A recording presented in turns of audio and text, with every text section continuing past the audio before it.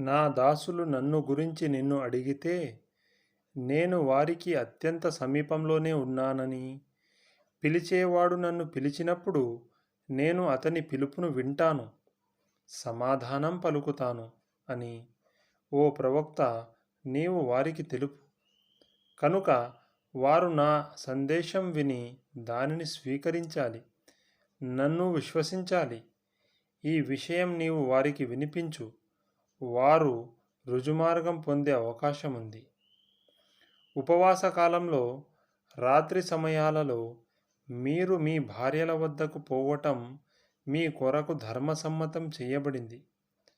వారు మీకు దుస్తులు, మీరు వారికి దుస్తులు. మీరు రహస్యంగా ఆత్మద్రోహానికి పాల్పడుతున్నారనే విషయం అల్లాహ్కు తెలిసిపోయింది. అయినప్పటికీ ఆయన మీ అపరాధాన్ని క్షమించాడు, మిమ్మల్ని మన్నించాడు. ఇక నుండి మీరు మీ భార్యలతో సంభోగం చెయ్యవచ్చు. అల్లాహ్ మీ కొరకు ధర్మసమ్మతం చేసిన సుఖానుభవాన్ని పొందండి. ఇంకా రాత్రి నలుపు రేఖల నుండి ఉషోదయపు ధవళ రేఖలు ప్రస్ఫుటమయ్యే వరకు మీరు తినండి, త్రాగండి.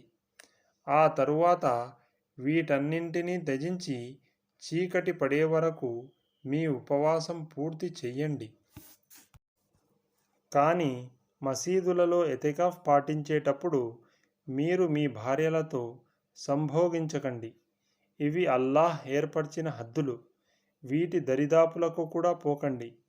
ఈ విధంగా అల్లాహ్ తన ఆజ్ఞలను ప్రజలకు స్పష్టం చేస్తాడు.